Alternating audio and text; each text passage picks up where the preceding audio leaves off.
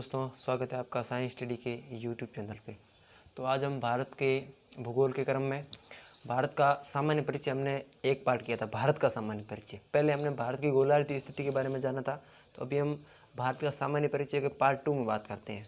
ठीक है, कल हमने बात की थी कि भारत की सीमा, ठीक है, भारत की सीमा की बात की थी। भारत की सीमा किन किन से लगनी, इनकी तो बात करनी है, लेकिन भारत की सीमा उत्तर में कहाँ है, पश्चिम बिंदु कौन सा है, दक्षिण बिंदु कौन सा है और पूर्वी बिंदु कौन सा है, इनके बारे में बात की थी। और अंडमान निकोबार के जो चैनल थे, कौन कौन से, great channel, Deccan channel, Coco channel, 10 degree channel, 8 degree channel, 9 degree channel, इस प्रकार के जो चैनल थे उनके बारे में बात की। तो आज करते हैं भारत के सामान्य परिचय के बारे में बात।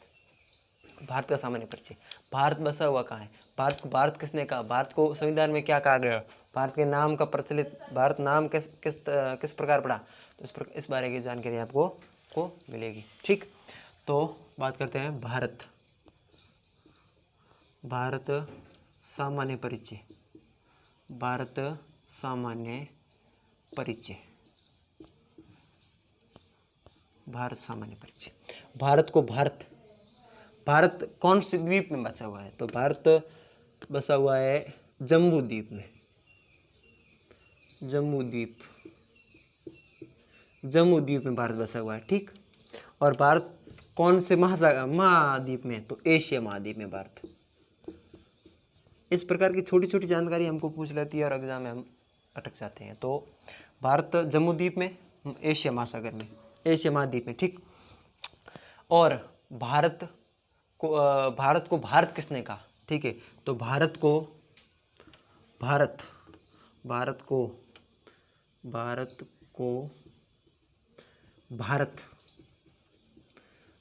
कहा था, भारत कहा ईरानियों ने। ठीक, आर्य ने कहा, भारत को भारत कहा आर्य ने। ठीक है, और आर्य आए कहाँ से, तो आर्य आए मध्य एशिया से। ठीक है, और मध्य एशिया से आई, ये जानकारी किसने दी, तो ये जानकारी दी मैक्स मूलर ने।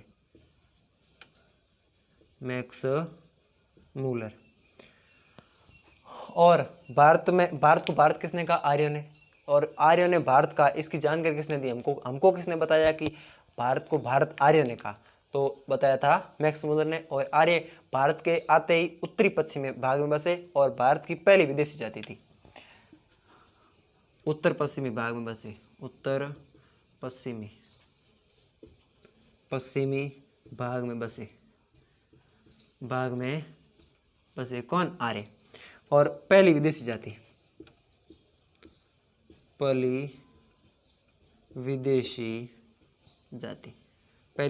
कौन थी, तो आर्य ही पहली विदेशी जाति थी।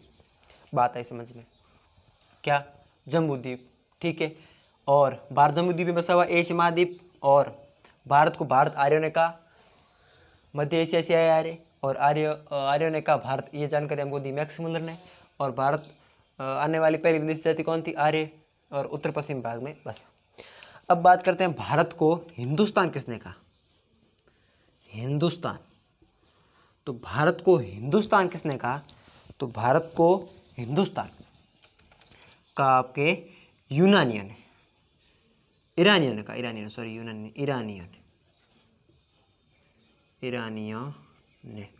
ठीक है, और भारत को इंडिया किसने कहा, तो इंडिया कहा यूनानियन ने। ठीक, और संविधान में नाम है इंडिया दैट इज भारत। ठीक है, संविधान में भारत का नाम है इंडिया दैट इज भारत। संविधान में नाम क्या है, तो संविधान में है इंडिया दैट इज भारत। ठीक, बात आई समझ में, क्या, जम्बूद्वीप, एशिया महाद्वीप, भारत को भारत का आर्य ने, आर्य कहाँ से, मध्य एशिया से। मैक्स मूलर ने कहा कि मध्य एशिया से, और बसे कहाँ, उत्तर पश्चिमी भाग में बसे। और भारत को हिंदुस्तान किसने कहा, ईरानियन ने, और इंडिया का यूनानियन है। और इंडिया, संविधान में इंडिया दैट इज भारत।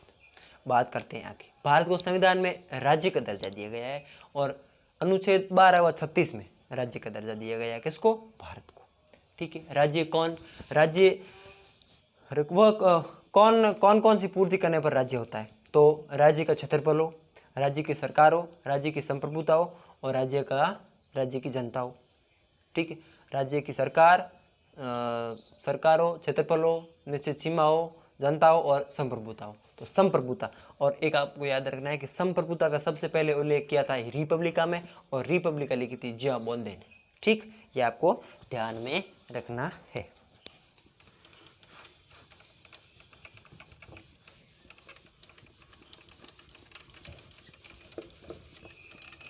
जिया बोंदे ने कहा था, जिया बोंदे की पुस्तक थी रिपब्लिका।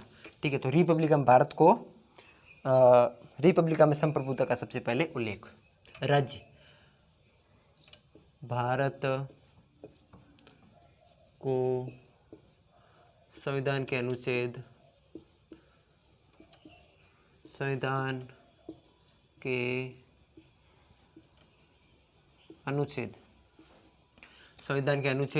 12 और 36 में 12 और 36 में भारत को राज्य कहा गया है। और राज्य कौन हो सकता है? तो राज्य वह हो सकता है जिसकी निश्चित सरकार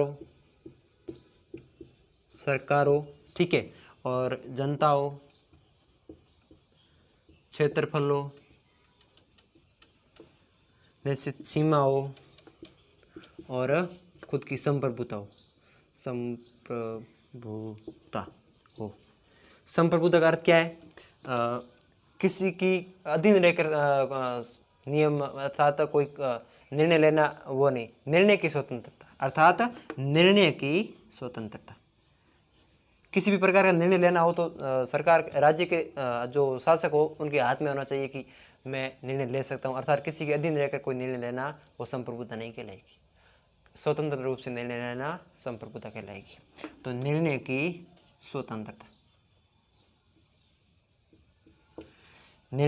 स्वतंत्रता, बात आई समझ में।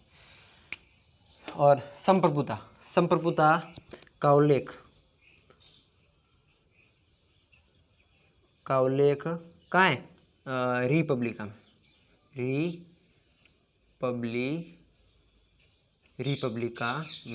और रिपब्लिका लिखी किसने? तो रिपब्लिका लिखी आपके जिया बोंदे ने।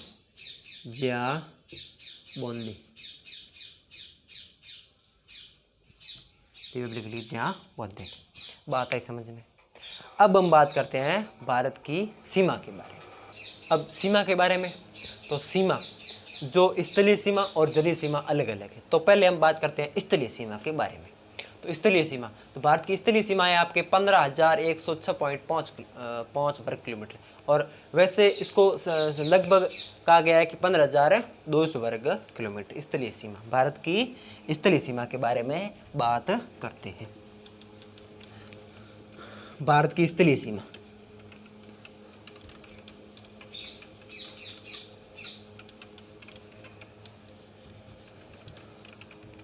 भारत की स्थलीय सीमा, भारत की सीमा, तो एक तो है आपकी स्थलीय और एक है आपकी जलीय। तो पहले हम बात करते हैं स्थलीय के बारे में। तो स्थलीय सीमा, कुल सीमा है आपकी 15,200 वर्ग किलोमीटर। 15,000, तो इसको सीधे तौर पे लिखे तो 15,106.5 वर्ग किलोमीटर।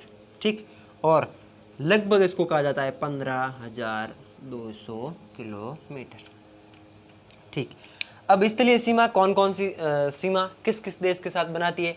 तो पहली सीमा का नाम है red Cliff.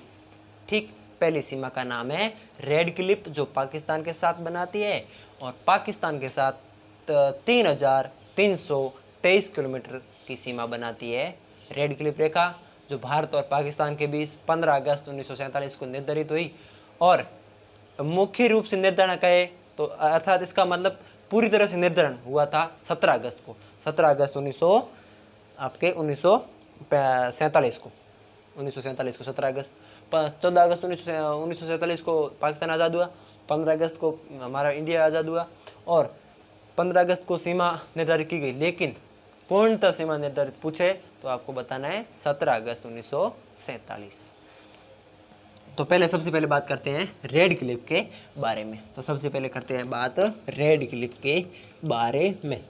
Red Cliff,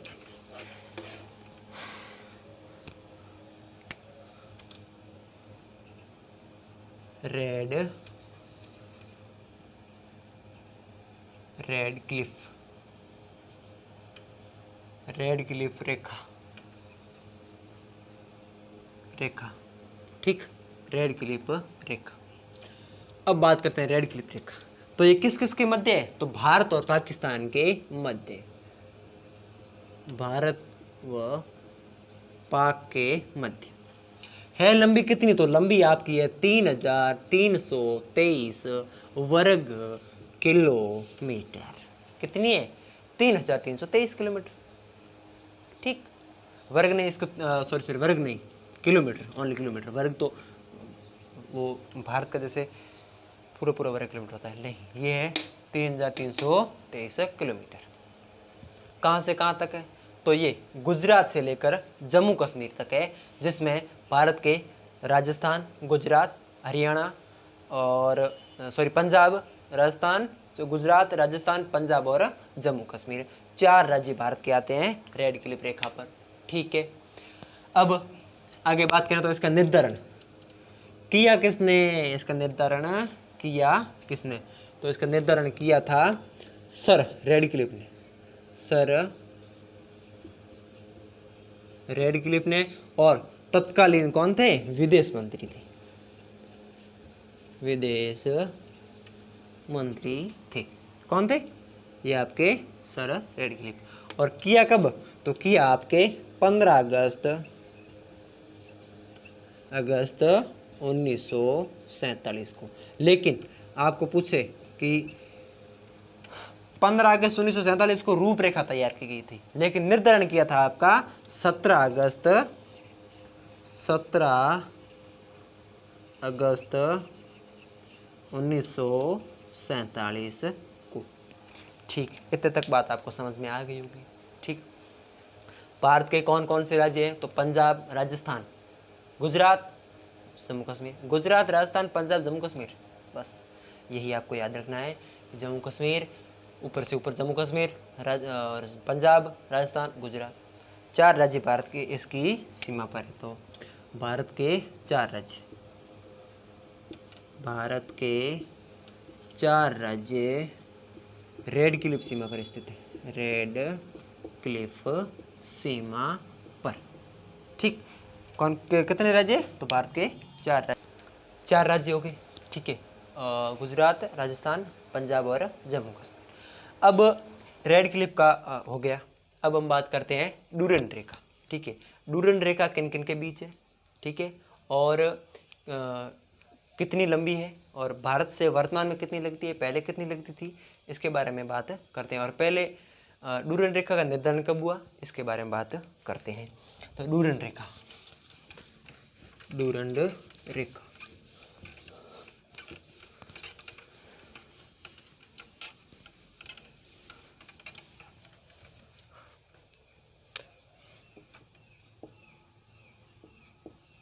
Durand रेखा, डूरंड रेखा। तो डूरंड रेखा ब्रिटिश भारत और अफगानिस्तान के बीच हुई थी सबसे पहले 1813 में, ठीक। अभी वर्तमान भारत के और अफगानिस्तान के साथ नहीं है। आपको ध्यान रखना है कि ब्रिटिश भारत और अफगानिस्तान के बीच हुई, ठीक। अब ब्रिटिश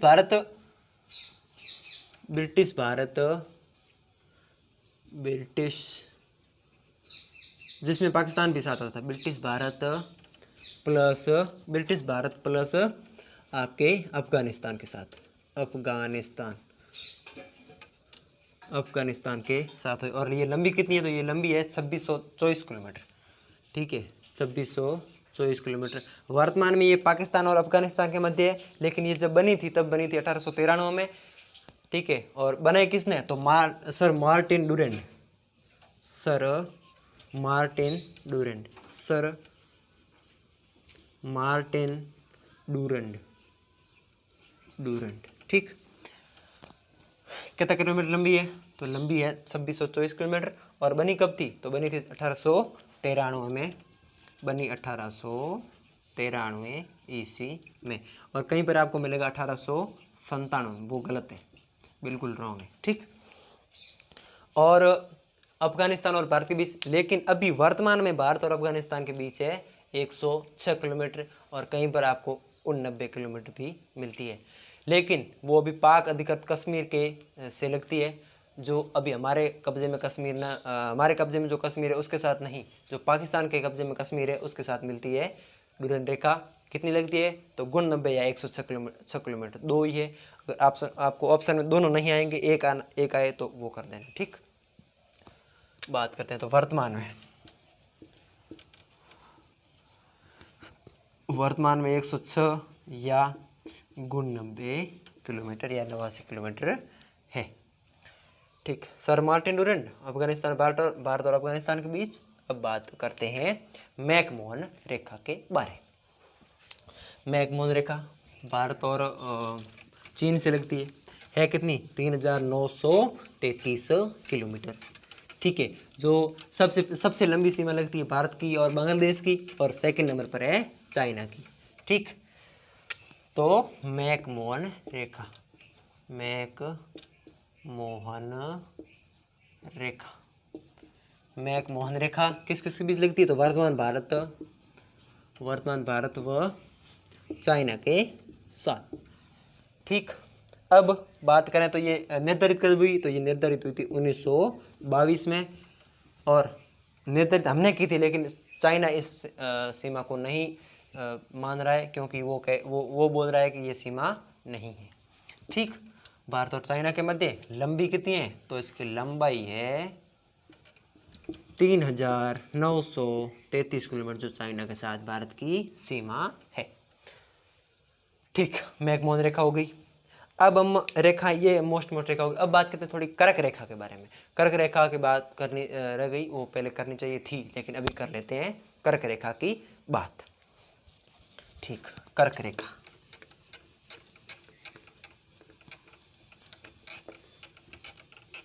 कर्क रेखा, कर्क रेखा। तो कर्क रेखा भारत के 8 राज्यों से गुजरती है। ठीक, कर्क रेखा 23.5 डिग्री उत्तरी अक्षांश, कर्क रेखा, कर्क रेखा, कर्क रेखा कितनी है? तो 23.5 डिग्री उत्तरी अक्षांश, और 23.5 डिग्री दक्षिण अक्षांश पे आपकी मकर रेखा, और 0 डिग्री पर आपकी भूमध्य रेखा। मैंने आपको बता दिया था। ठीक है, और कर्क रेखा, कर्क रेखा भारत के 8 राज्यों से गुजरती है। भारत के 8 राज्यों से गुजरती है। 8 राज्य कौन कौन से लिख लीजिए? गुजरात और राजस्थान, गुजरात, राजस्थान, एमपी, ठीक, और आपका छत्तीसगढ़,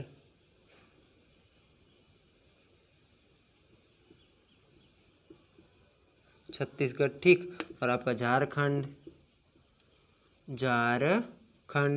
और आपका पश्चिम बंगाल,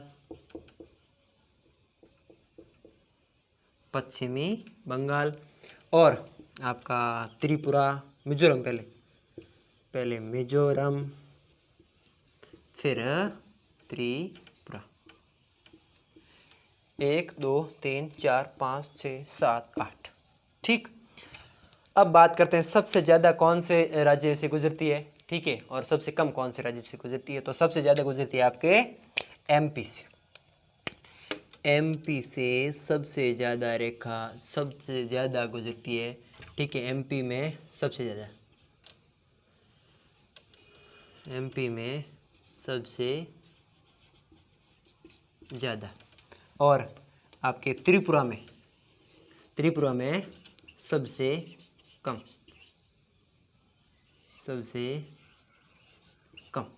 ठीक।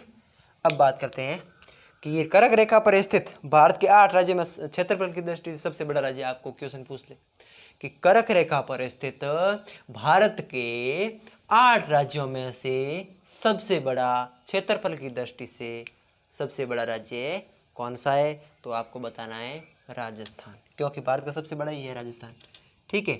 तो वो आपका हो जाएगा राजस्थान। और क्षेत्रफल की दृष्टि से सबसे छोटा राज्य, कर्क रेखा पर स्थित सबसे छोटा राज्य कौन सा है, तो वो आपका है त्रिपुरा, ठीक है। त्रिपुरा में सबसे कम और सबसे छोटा भी है, ठीक है।